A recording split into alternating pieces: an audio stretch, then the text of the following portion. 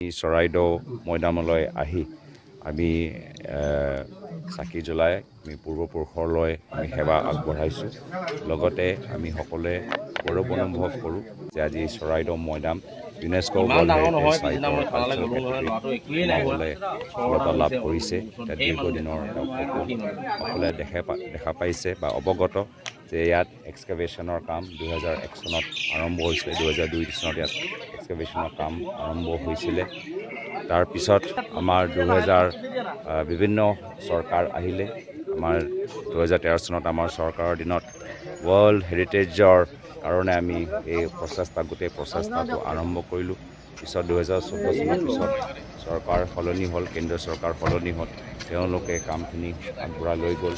2016 চনত ইয়াত নতুন চৰকাৰ আহিলে, সৰ্বানন্দ সোণোৱাল ডাঙৰীয়াৰ চৰকাৰ আহিলে, আৰু বৰ্তমানত আমাৰ কেন্দ্ৰীয় চৰকাৰ প্ৰধানমন্ত্ৰী মোদী ডাঙৰীয়াৰ অধীনত আৰু আমাৰ বৰ্তমান অসমৰ মুখ্যমন্ত্ৰী হিমন্ত বিশ্ব শৰ্মা ডাঙৰীয়া আজি তেওঁলোকৰ সময়ত আজি ইউনেস্ক'ই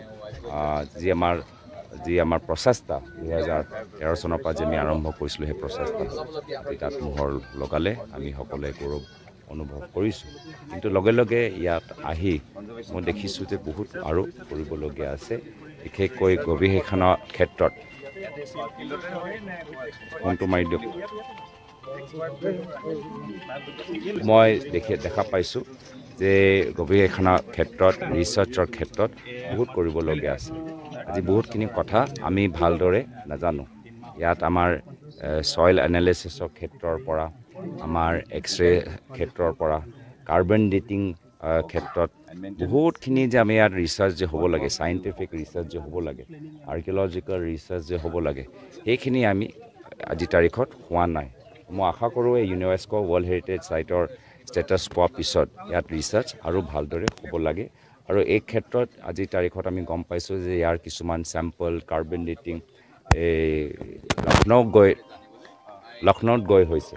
আমি বিচাৰোঁ যে এটা ইনষ্টিটিউট অফ ফিজিকেল কনজাৰ্ভেশ্যন যিদৰে লক্ষ্ণৌত আছে, আমাক অসমৰ ভিতৰত এটা institute of national institute of physical conservation লাগে, য'ত আমি অসমত আৰু উত্তৰ পূৰ্বাঞ্চলত যিমানবোৰ আমাৰ আৰ্কিঅলজিকেল যিমানবোৰ আমাৰ ছাইটবোৰ আছে, গোটেইখিনি আমি ইয়াত ষ্টাডি কৰিম। এতিয়া লক্ষ্ণৌত গৈতো তাততো কোনোবা টাই ভাষাৰ এক্সপাৰ্ট আছেনে নাই মই নাজানো, কিন্তু ইয়াত আমাৰ ইনষ্টিটিউট অফ টাই চেণ্টাৰ আছে। বিভিন্ন আমাৰ সংস্কৃতি ইতিহাসৰ ওপৰত গৱেষণা কৰা বহুত আমাৰ গণ্যমান্য ব্যক্তিসকল আছে। তো আৰ্কিঅলজিকেলৰ ফালৰ পৰা মই বিচাৰোঁ যে national institute of physical conservation ইয়াত হওক, আৰু ৰিচাৰ্চৰ ক্ষেত্ৰত আৰু ইয়াত কৰিবলগীয়া আছে। ইতিমধ্যে মই গম পাই গৈছোঁ যে ইয়াত টুৰিজমৰ কাৰণে বিভিন্ন তেওঁলোকে পদক্ষেপ লৈছে, কিন্তু টুৰিজমৰ আগত অহাতকৈ আমাৰ ৰিচাৰ্চত আমাৰ বাধা হ'ব নালাগে। মানুহ আহক, নৱপ্ৰজন্মৰ আমাৰ বুৰঞ্জীৰ বাবে আৰু তেওঁলোকে শিক্ষিত হওক, কিন্তু এই ক্ষেত্ৰত আমাৰ যে অধ্যয়ন হ'ব লাগে, ৰিচাৰ্চ হ'ব লাগে, আমি যে ইতিহাসৰ বাবে আৰু অৱগত হ'বলৈ বিচাৰোঁ, আমি সেই ক্ষেত্ৰত আমি বাধা পাব নালাগে। মোৰ মতে আমি বহুত কৰিবলগীয়া আছে। এতিয়া আমি যদি ভালকৈ আৰু কৰোঁ, ইয়াৰ ওচৰৰ অঞ্চলত বহুত আমি বস্তুখিনি ভালদৰে আমি জানিবলৈ এটা পাম। আৰু আজিৰ তাৰিখত আহোম বুৰঞ্জী আমি ভালদৰে আৰু আমি শিকিব লাগে, জানিব লাগে। আহোম বুৰঞ্জী লৈ আমি দেশৰ চুকে কোণে স্কুলৰ টেক্সটবুক যোগেদি, কলেজৰ কাৰিকুলাম যোগেদি আমি সমগ্ৰ ভাৰতৰ ল'ৰা ছোৱালীৰ ওচৰত লৈ যাব লাগে যে কেনেকুৱা এটা জনগোষ্ঠীয়ে প্ৰায় 600 বছৰ বিভিন্ন আমাৰ জনগোষ্ঠী জনজাতিক একত্ৰিত কৰি আমাৰ এটা সুস্থ অসম গঢ়ি তুলিলে। তাৰ বাবে আৰু আমাৰ ভাৰতৰ জনসাধাৰণে জনাটো উচিত। আৰু এই ক্ষেত্ৰত মানে আমি দেখা পাওঁ যে কেতিয়াবা এইখন চৰকাৰ, বিশেষকৈ বৰ্তমানৰ কেন্দ্ৰীয় বিজেপি চৰকাৰ, ধৰ্মীয় অনুষ্ঠান, ঐতিহাসিক অনুষ্ঠান মানে কমাৰ্চিয়েলাইজ কৰিবলৈ বিচাৰে, মানে বজাৰ কেন্দ্ৰিক তেওঁলোকৰ দৃষ্টি। এতিয়া অযোধ্যাত তেওঁলোকে মন্দিৰ নিৰ্মাণ কৰোঁতে বহুত সৰু সৰু দোকানবোৰ তেওঁলোকে ভাঙি দিলে। আমি দেখা পাইছোঁ যে মা কামাখ্যা মন্দিৰতো তেওঁ আধুনিকৰণৰ ক্ষেত্ৰত এটা বজাৰ বনাবলৈ বিচাৰে, য'ত বহুত সেই স্থানীয় মানুহবোৰ তাত বঞ্চিত হ'ব, উন্নয়নৰ পৰা বঞ্চিত হ'ব। ইয়াতো আমি দেখা পাইছোঁ ASI এতিয়া 3D লৈ মানে কি কমপ্লেক্স, টুৰিষ্ট কমপ্লেক্স কৰিবলৈ বিচাৰিছে।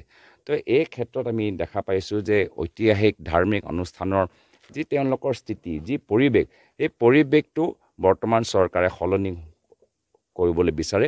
আৰু সেই সলনি কৰাৰ ক্ষেত্ৰত স্থানীয় মানুহক লগে লগে নলয়, স্থানীয় মানুহৰ পৰা ইনপুট নলয়, স্থানীয় মানুহৰ পৰা ৰায় নলয় যাৰ ফলত স্থানীয় মানুহবোৰ সেই অঞ্চলৰ উন্নয়নৰ পৰা বঞ্চিত হয় এটা কাজিৰঙা এটা ইউনেস্কো ৱৰ্ল্ড হেৰিটেজ চাইট টুৰিজমত কিন্তু চাৰিওফালে তাত 5 ষ্টাৰ হোটেল চাৰিওফালে তাত 5 ষ্টাৰ হোটেল মানুহবোৰ একো তাত পোৱা নাই স্থানীয় মানুহ আজি ভাল পাইছে যে কাজিৰঙা এটা ইউনেস্কো ৱৰ্ল্ড হেৰিটেজ কিন্তু তেওঁলোকৰ উপকাৰ হোৱা নাই কিন্তু ডাঙৰ 5 ষ্টাৰ হোটেল তাত খোলা গৈছে দামী ৰুমবোৰ তাত বনোৱা গৈছে 5 ষ্টাৰ ৰিজৰ্ট তাত বনোৱা গৈছে স্থানীয় মানুহৰ একো মানে ভূমিকাই নাই এনেকুৱা অঞ্চলৰ ইউনেস্কো ৱৰ্ল্ড হেৰিটেজ চাইটৰ উন্নয়নৰ ক্ষেত্ৰত তো মই আশা কৰোঁ যে এখন চৰকাৰ অযোধ্যাৰ দৰে তেওঁলোকে ভুল নকৰিব মা কামাখ্যা মন্দিৰতো তেওঁলোকে যি স্থিতি সলনি কৰিবলৈ বিচাৰিছে মা কামাখ্যা মন্দিৰ চুবলৈ নাপায় পাপ তেনেকৈ পাপটো নকৰক এইটোৱে মোৰ ফালৰ পৰা বিনম্ৰ অনুৰোধ চৰাইদেউ যিটো নেকি মৈদাম ক্ষেত্ৰ বিশ্ব ঐতিহ্য ক্ষেত্ৰ হ'ল কিন্তু আজিকালি